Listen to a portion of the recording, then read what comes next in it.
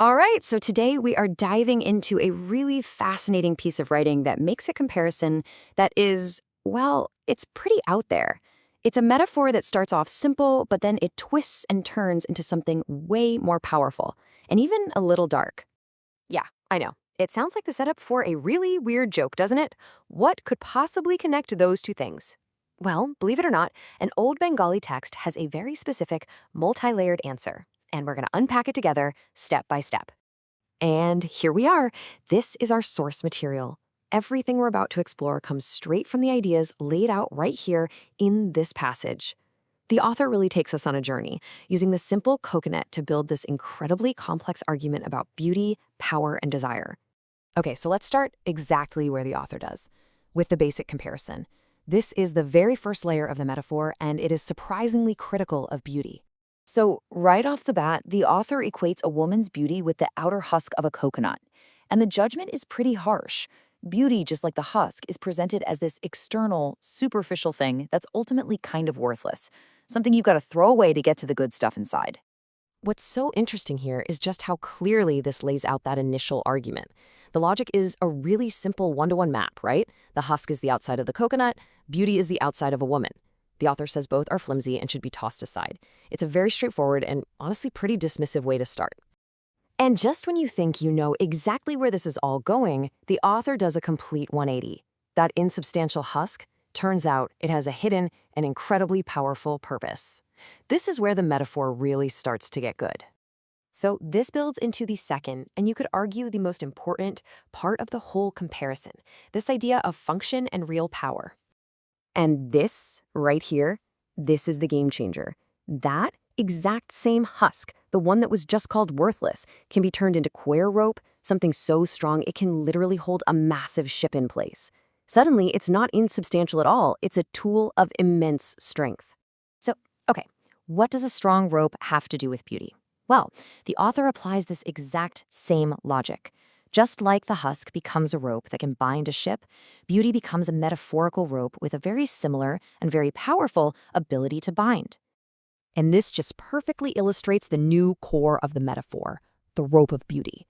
It's not about what something looks like anymore. It's about an active, powerful force. It represents that captivating pull of beauty, its ability to hold your attention, to bind you, to keep you moored right where you are, just like a ship in a harbor.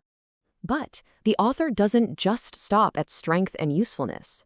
The metaphor takes another sharp turn, and this time it goes into much darker territory, exploring the, let's say, dangerous side of this binding power. And there it is, a seriously dramatic, somber twist. The author asks this rhetorical question, basically suggesting that this rope of beauty isn't just for holding ships. It's been the cause of ruin for countless men. The power to bind is suddenly reframed as the power to destroy. You notice the author doesn't give a number. The whole point is the scale. By asking who can count, the text is implying the number is just immeasurable. It elevates beauty from a simple attraction to an almost mythical fatal force. So you have to ask yourself, right? Is this just a bit of dramatic language, something you see a lot in older literature? Or is the author making a much more serious point about obsession and how a really powerful attraction can actually lead to self-destruction? So this is what the text is really implying here. That rope, the one that once secured a valuable ship, is now being presented as a potential noose.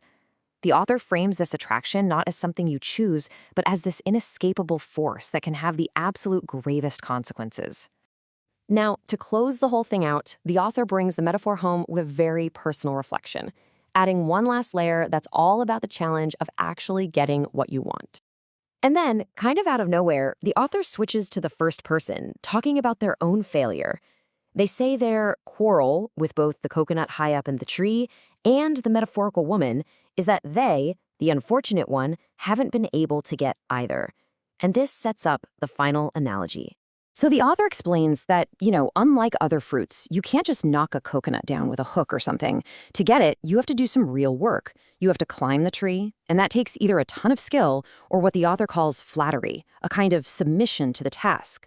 So the big takeaway at the end is this: Both the actual coconut and the metaphorical women are presented as these high-value prizes. They are not easily won. They take a ton of effort, a lot of skill, or a certain kind of social maneuvering to achieve, which just reinforces them as goals that are as difficult as they are desirable. And that really leaves us with a final thought.